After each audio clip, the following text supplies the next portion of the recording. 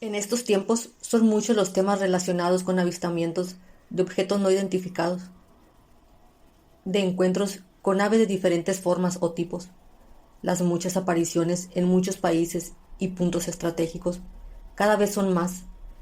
Es por eso que la mayoría de las personas aseguran haber visto objetos no identificados atravesando el cielo, incluso seres de otro tipo, digamos extraterrestres.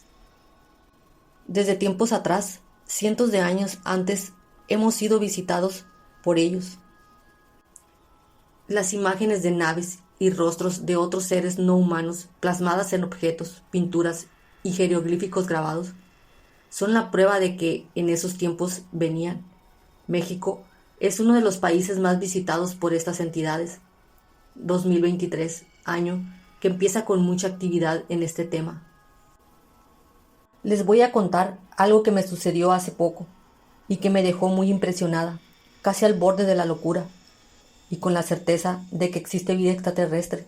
Esto que voy a narrar pasó en Estados Unidos, un día 2 de noviembre del 2022. Trabajo de madrugada de lunes a sábado y paso por una gran carretera que de noche la oscuridad es intensa porque cruza un gran llano. El tránsito es muy poco. Por la misma razón, a esas horas casi no pasan carros. Así iba yo, tranquila, sin apuros, ya que salgo con tiempo suficiente para llegar temprano. Serían alrededor de las 3 de la mañana. Manejaba a cierta velocidad y disfrutaba de una canción en la radio. Esto me daba la sensación de llevar compañía, porque no es tan agradable ir sola a esas horas de la madrugada, por un camino tan solitario. Deseaba llegar temprano para soltar la tensión y relajarme con un café. Mi carro devoraba la distancia rápido, es poderoso y seguro. Las luces iluminaban el asfalto perfectamente, y yo iba cuidadosa de que no se atravesara algún animal nocturno que me hiciera tener un percance al frenar bruscamente. Todo estaba en calma, la brisa me golpeaba la cara. Me gusta bajar los vidrios de la ventanilla y sentir los olores de la humedad del campo. De pronto, mi reloj se volvió loco. Las luces del auto se apagaban y se prendían solas. La música se cortó intempestivamente y se empezó a escuchar un ruido extraño. Lo había visto alguna vez en mi televisor. El ruido no era normal. Pensé que se trataba de alguna interferencia en alguna emisora. A esto llegó una luz muy intensa que llenó todo el entorno, incluso por dentro del carro. Busqué el motivo de qué era lo que proyectaba esa luz tan intensa, pensando que podía ser un camión grande de 18 ruedas, porque solo esos tienen esas luces tan altas que hasta ciegan. Pero no había ningún tráiler, ni tan siquiera un carro. Solamente transitaba yo en esa carretera oscura. Bajé la velocidad, pues esa luz me seguía como si estuviera en el techo del carro, por lo que se me hacía imposible verlo, debido a que me estorbaba el toldo, a no ser que detuviera totalmente el auto y bajara, pero sería demasiado peligroso para mí. Sin embargo, podía ver hasta las piedras pequeñas que había en el asfalto, aún sin detenerme, porque aquella luz alumbraba como si fuera de día, y pensé, si me detengo será peligroso para mí. Fue todo muy rápido, pero al final logré ver quién ocasionaba esa luz tan intensa. Era un objeto redondo, muy grande, con una esfera de color rojo fuego. La seguían dos más pequeñas. Estas estaban un poco más lejos, las pude ver a través del parabrisas. Parecía que ya se alejaban, pero con temor vi que regresaban en zigzag y más miedo sentí cuando mi carro empezó a fallar. El tablero se puso como loco cuando se posaron encima de mí. Luego volvieron las luces, pero esta vez más intensas. Volvieron las luces, pero esta vez más potentes, cegadoras. De repente, aquella luz me envolvió y perdí la noción del tiempo.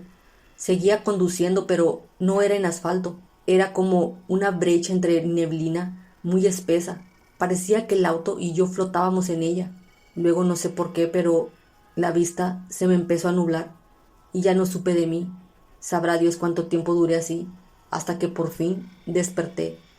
Aún era de noche y estaba muy oscuro. Dominando mi miedo, bajé para ver si reconocía el lugar donde me encontraba, pero solo era un camino rodeado de pinos. No sabía cómo había llegado, ni siquiera recordaba haber manejado hasta allí. ¿Por qué estaba en medio del bosque?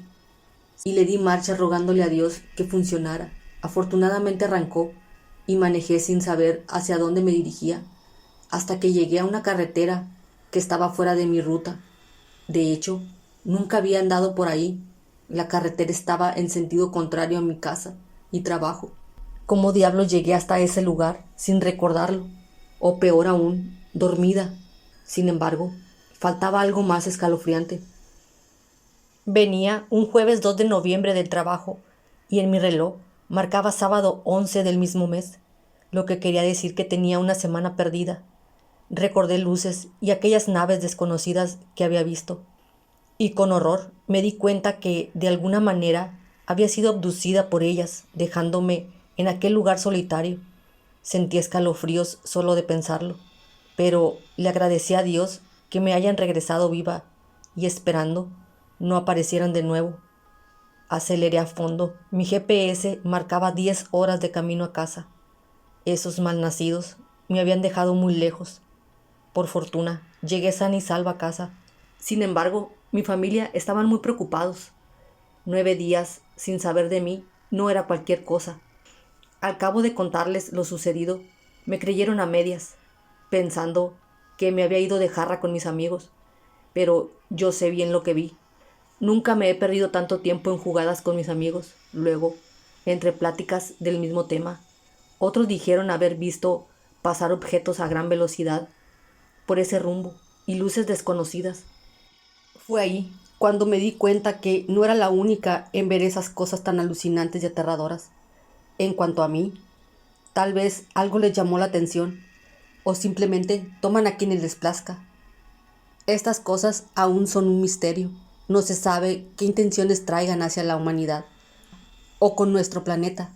Lo más seguro es que ya están aquí, entre nosotros. El detective privado Joaquín Vargas había visto muchas cosas en su carrera: asesinatos, desapariciones, traiciones, pero nada lo había preparado para el caso de Daniel Sánchez, un joven de 22 años que había desaparecido sin dejar rastro. Todo comenzó con una llamada telefónica de la madre de Daniel. María estaba desesperada. Su hijo había desaparecido hacía una semana y la policía no tenía pistas. Joaquín aceptó el caso, intrigado por un detalle que María mencionó. Daniel había regresado a casa una noche con extrañas marcas en la piel, como cicatrices en forma de patrones geométricos. María entregó a Joaquín una foto de las marcas en la espalda de Daniel. Eran figuras complejas que parecían brillar con la luz tenue en la imagen. Joaquín sintió un escalofrío al observarlas. Algo en esos símbolos despertaba un miedo primitivo en él. Joaquín comenzó a investigar en la casa de Daniel. Revisó su habitación, buscando cualquier pista que pudiera llevarlo a entender qué le había sucedido. Encontró un diario escondido debajo del colchón. En él, Daniel describía sus últimos días llenos de pesadillas y de sensaciones constantes de ser observado. Una entrada en particular llamó la atención de Joaquín. Daniel mencionaba haber visto luces en el cielo y escuchar un zumbido intenso antes de encontrar las marcas en su piel. A medida que leía, Joaquín sintió que su cordura era puesta a prueba. Las descripciones de Daniel eran demasiado vívidas, demasiado reales. Decidido ir a descubrir la verdad, Joaquín contactó a un viejo amigo, el doctor Roberto Méndez, un experto en fenómenos paranormales. Roberto observó las fotos de las marcas y su rostro palideció. «He visto esto antes», dijo en voz baja. «Son signos de abducción. Alguien o algo se llevó a Daniel». «¿Tienes sospechas de quién?» «No fue humano lo que se llevó a Daniel». Las siguientes noches fueron un tormento para Joaquín. Soñaba con las luces, con los símbolos, con Daniel. Sentía una presión en su pecho y una voz le habló al oído. Una voz que no era humana. Finalmente, Joaquín decidió visitar el lugar donde Daniel había visto las luces por última vez. Era un claro en el bosque, alejado de la civilización. llegó al anochecer, armado con una linterna y una pistola, sintiéndose ridículamente vulnerable. Al llegar, el zumbido comenzó, primero débil y luego ensordecedor. Las luces aparecieron en el cielo y Joaquín sintió como su cuerpo se paralizaba. Intentó gritar, pero no pudo. Una figura emergió de las sombras, alta y delgada, con ojos que brillaban como los símbolos en la piel de Daniel. La figura se acercó y Joaquín sintió una oleada de terror. Los ojos de la criatura parecían penetrar su mente, explorando sus recuerdos, sus miedos. Luego, todo se volvió oscuro. Joaquín despertó en su oficina sin recordar cómo había llegado allí. Su cuerpo estaba cubierto de marcas, las mismas que había visto en la foto de Daniel. La foto estaba sobre su escritorio, pero algo había cambiado. Ahora, junto a las marcas de Daniel, estaban las suyas, entrelazadas en un patrón nuevo y aterrador. Daniel nunca fue encontrado. Joaquín dejó el caso y se retiró de la investigación privada. Nadie supo qué pasó realmente con Daniel Sánchez, pero Joaquín sabe muy bien que algo lo observaba y que tarde o temprano volverá por él, para lo cual Joaquín, desesperado, regresó a buscar a su gran amigo Roberto Méndez, el experto en lo paranormal, para pedirle ayuda sobre qué hacer ante el peligro en el que se encontraba. Robert, me retiré muy tarde del caso de Daniel Sánchez. Cuéntame, ¿qué te pasó, Joaquín? Fui al lugar donde Daniel fue abducido y perdí el conocimiento para luego despertar en mi oficina. Mira las marcas que me dejaron.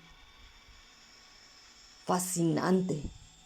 Perdón, qué desgracia, amigo. Disculpa mi reacción. Nunca había tenido un caso tan cerca sobre abducciones. Solo testimonios, videos de personas que no conozco. ¿Qué puedo hacer, Roberto? Tendré que ser honesto contigo, amigo. Estás frito.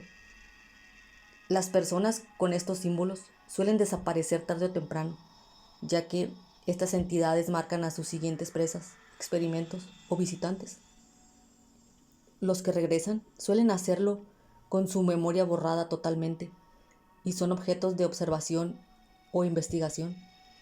En realidad no sé cuál sea tu destino. Yo te recomiendo que vivas tu vida. Vive sin miedo porque pueden pasar horas, días, semanas, meses, años, décadas para que vengan por ti. Existe la posibilidad de que ya seas el experimento en acción. Gracias, amigo. No sé si esto es de utilidad, pero tienes razón. Viviré el resto de mis días como si nada hubiera pasado. Que sea lo que Dios diga. Adiós, viejo amigo. Te vendré a visitar seguido, y cuando no regrese ya sabrás qué me sucedió. Quiero que lleves registros de mi caso en especial para sacarlos a la luz pública. Así lo haré. Estamos en contacto, amigo.